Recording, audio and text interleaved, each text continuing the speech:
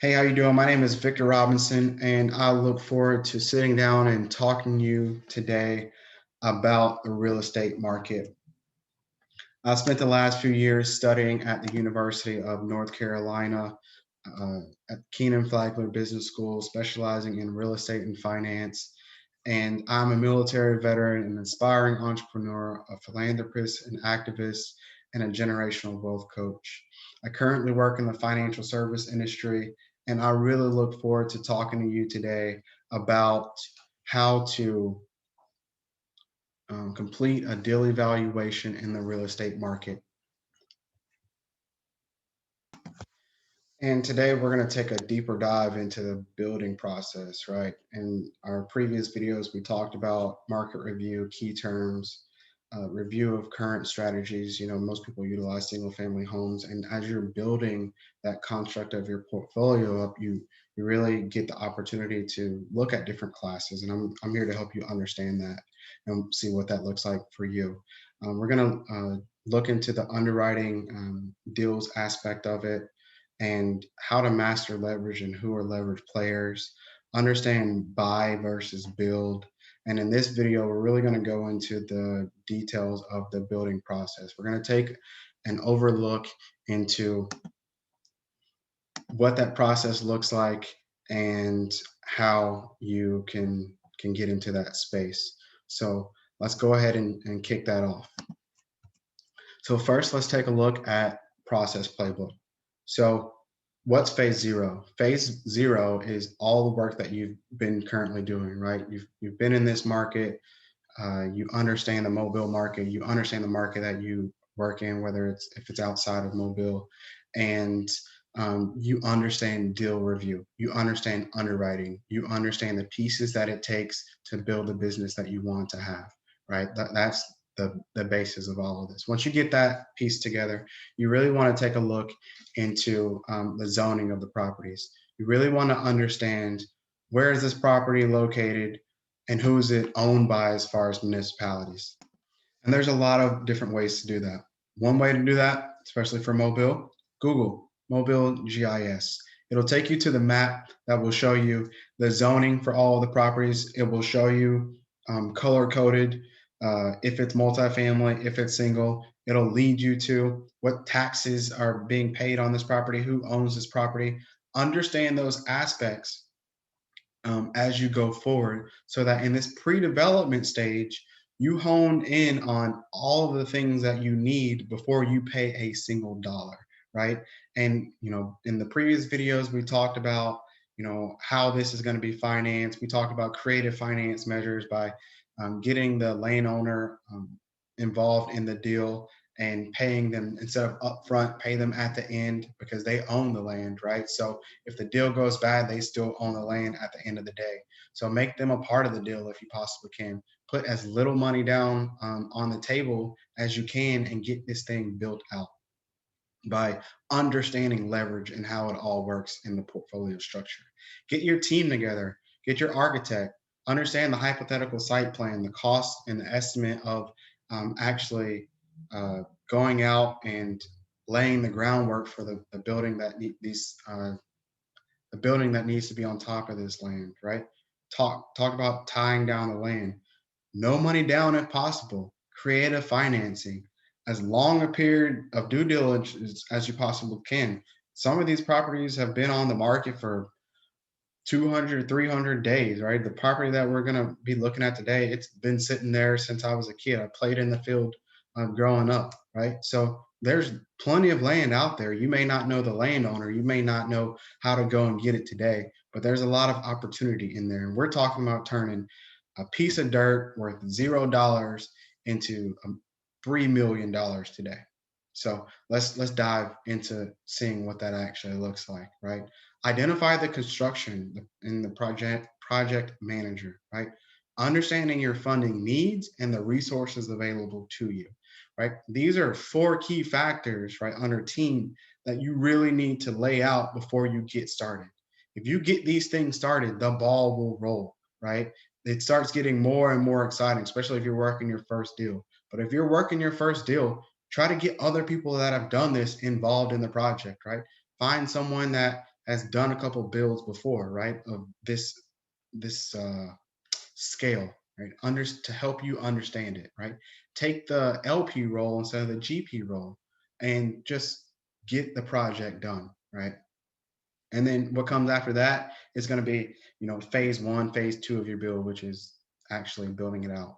But pre-development is the most important stage of this entire process, because you can hone in on issues before you get started.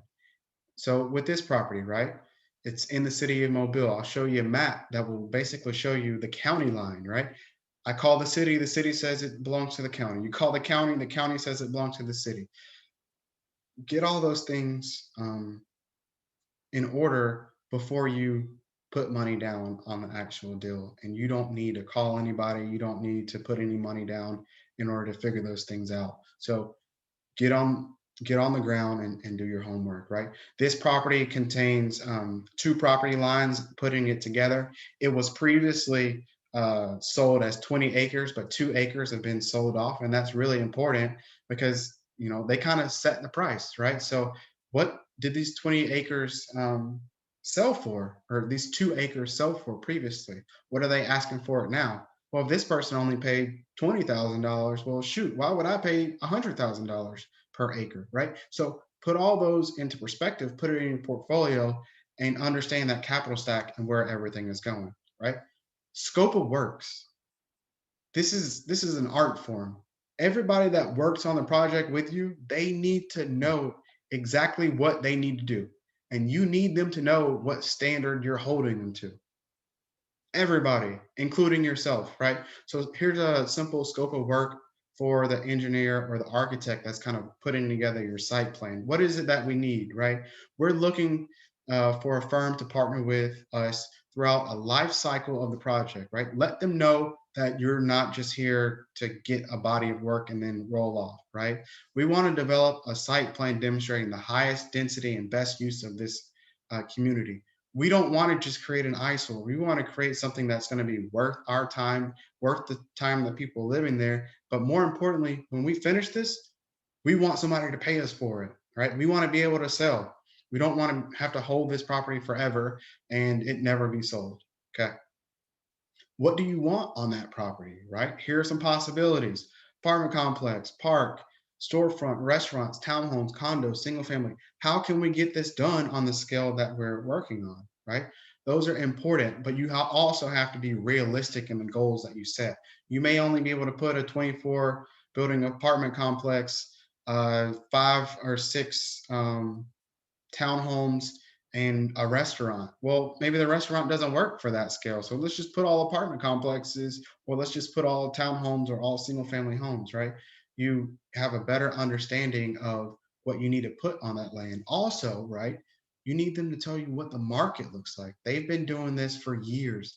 They understand what projects are going on right now and what projects are coming up. So they can tell you, hey, you may not want to do a multifamily complex because there's one going up right across the street, right? There's one going up a couple miles down the road, right? But you have to understand all of those things, and you have to make the final say so of, well, this is what I want to do.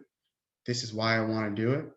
And as a firm, as a group of investors, or however you're going after this, understand why you're doing it and get it done.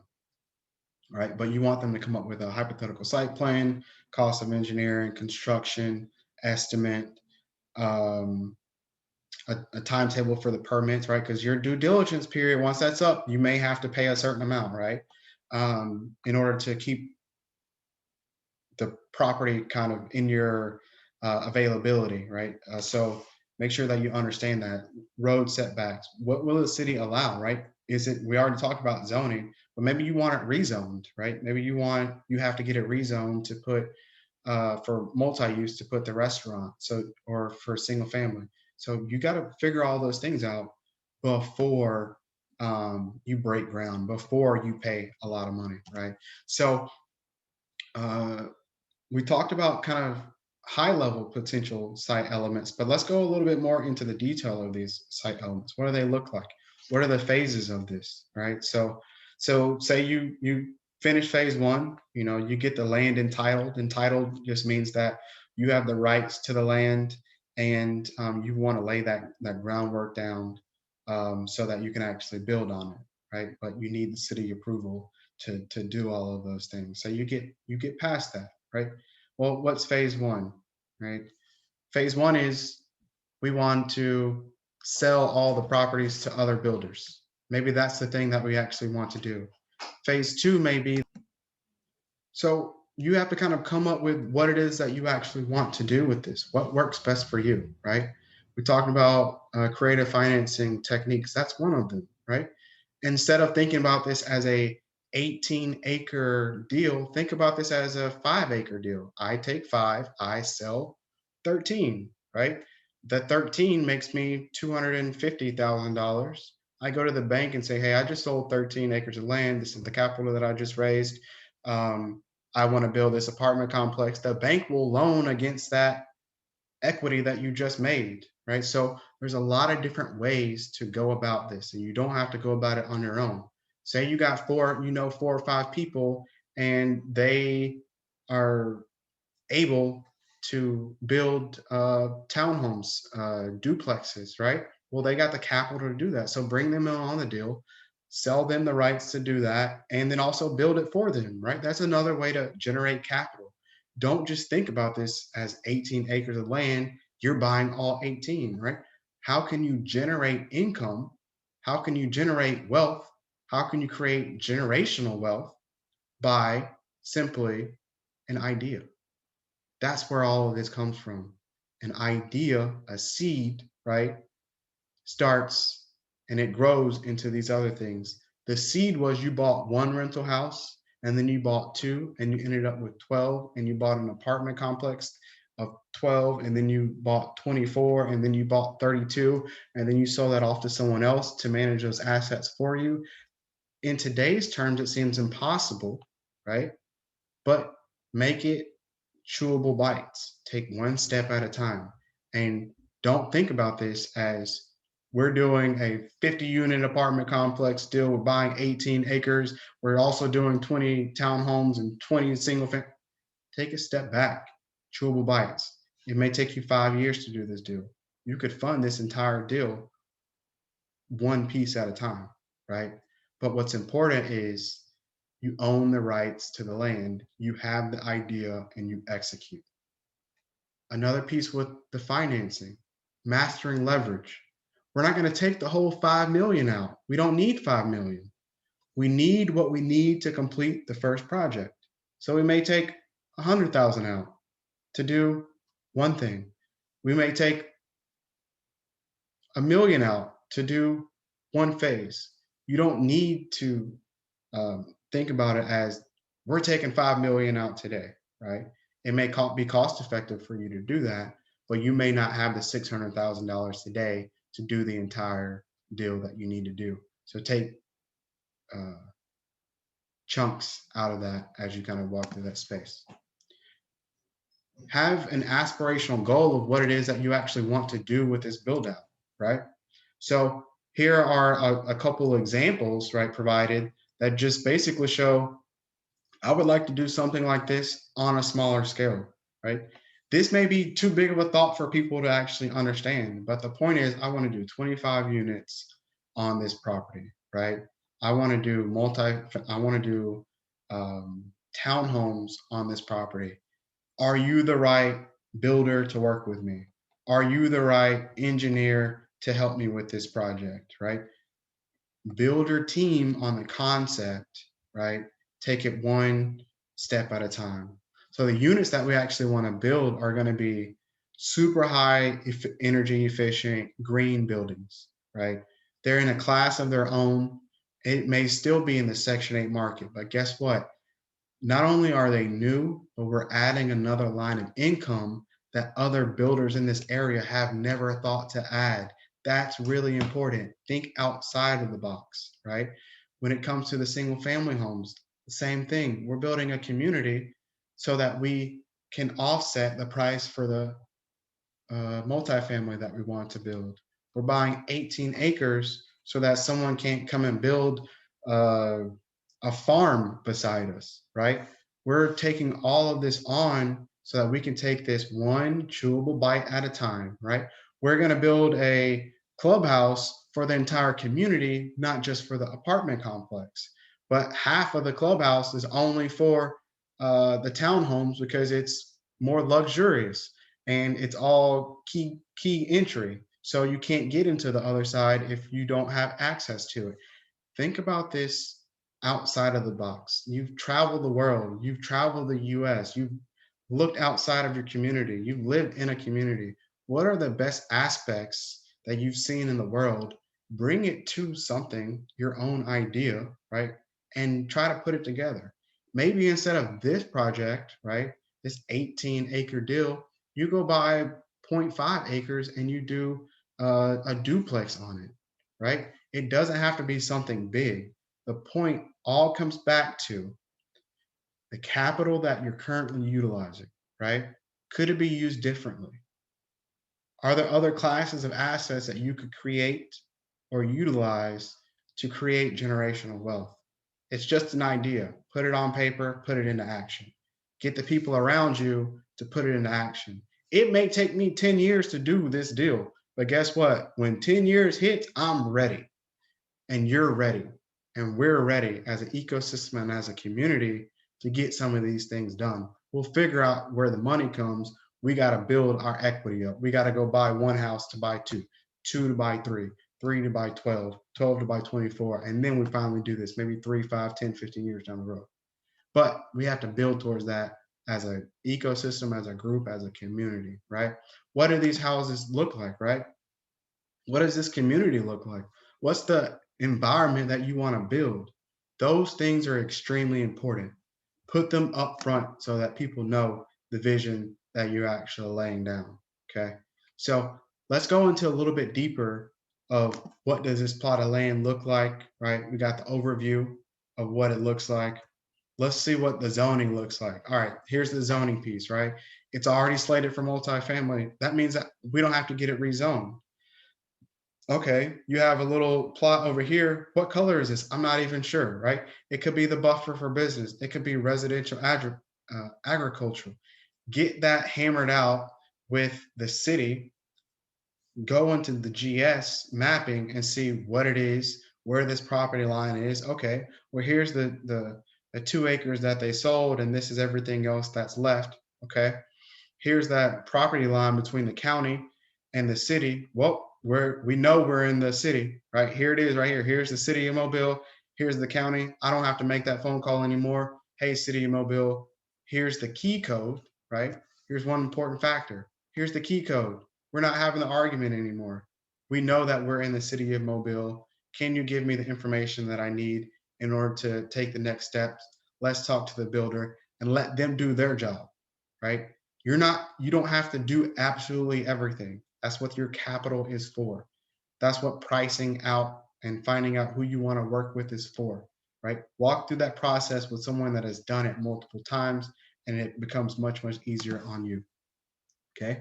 Take a look at uh, the actual public records, right? I told you that a property was um, previously 20 acres and now it's 18 acres. Well, guess what? What do we know right now? We know that they sold 2 acres for $22,500, $22,500 to this corporation. Well, you just priced the property. I want the rest of the 18 acres priced at, let's say, $25,000 an acre. Will you take that deal? No, I won't take that deal. Yes, I will take that deal. Or a third option, let's do some creative financing. We want to be a part of this deal with you. How does that work? Boom.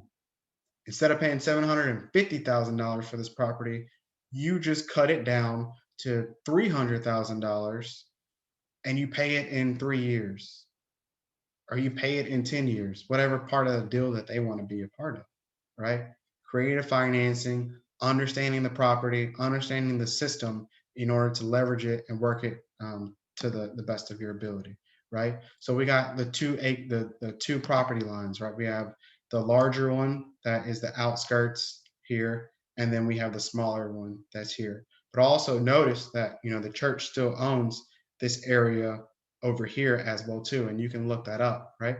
Well, What would it cost for you to throw in this in the deal? Or, hey, how about we continue this partnership and we make this really, really nice? This is our park instead of building inside of our 18 acres. Instead of building it inside of our 18 acres, we partner with them, help them build something really nice that they would really like, so that we don't actually have to pay them as part of this deal. There's a lot of different ways that you can leverage this deal to the best of your ability, but you have to be creative. You have to think outside of the box. Think of it as an opportunity for everyone involved in this to build generational wealth, to make money. Don't just think about it as, I need to buy this property. It's going to cost me $750,000. I don't know where I'm going to get that money from. Figure it out one step at a time, right? So that's how you look at, both of these properties, understanding um, what the value of this property is, understanding who owns what part of this parcel, understanding when it was sold, where it was sold, how it was sold, and you essentially continue to walk through these spaces, right? So while this isn't everything that it entails when it comes to the building process, right? These are some key factors that will get you far enough down the road to where you feel a little bit more comfortable, right? So I would call all of the things that we really just went over the pre-development stages, right? When you lock down your construction team and you lock down your engineer team, they're going to tell you how much it costs and they're going to get the job done. You got to figure out where that capital is coming from, what the timeline is, and how you're going to use these resources. That's hard enough. Make sure that you're partnering with people that can get the job done. In other videos, we will continue to go into the pro forma, understanding how to actually uh, go through the slides or the spreadsheet, fill it in, and compare different assets. But please remember to always seek out professional help as you're doing this. Talk to your legal staff, talk to your CPAs, talk to your engineers, talk to people that you know that have completed this process successfully and unsuccessfully, to better prepare yourself and make sure that you have all the tools necessary that you need in order to be successful in this arena. If there's anything that I can do, please feel free to comment below, send me an email, give me a call. Let's talk about how we can do this together. Let's talk about how you can do this on your own. Let's talk about how we can build generational wealth within inside the real estate market. Let's talk about how we can better utilize the assets that you currently have and not just think about things like a 1031 exchange and what do I do with that capital and what is a 1031 exchange. Let's talk about what deal review looks like. Let's talk about how the banks do it. Let's talk about how you need to do it in order to be successful. My name is Victor Robinson, and it was truly a pleasure to sit down and talk to you and go over each one of these topics. And if you have any questions, concerns, ideas, deals that you want to review, please let me know and let's get it done together. But have a good day. Till the next time.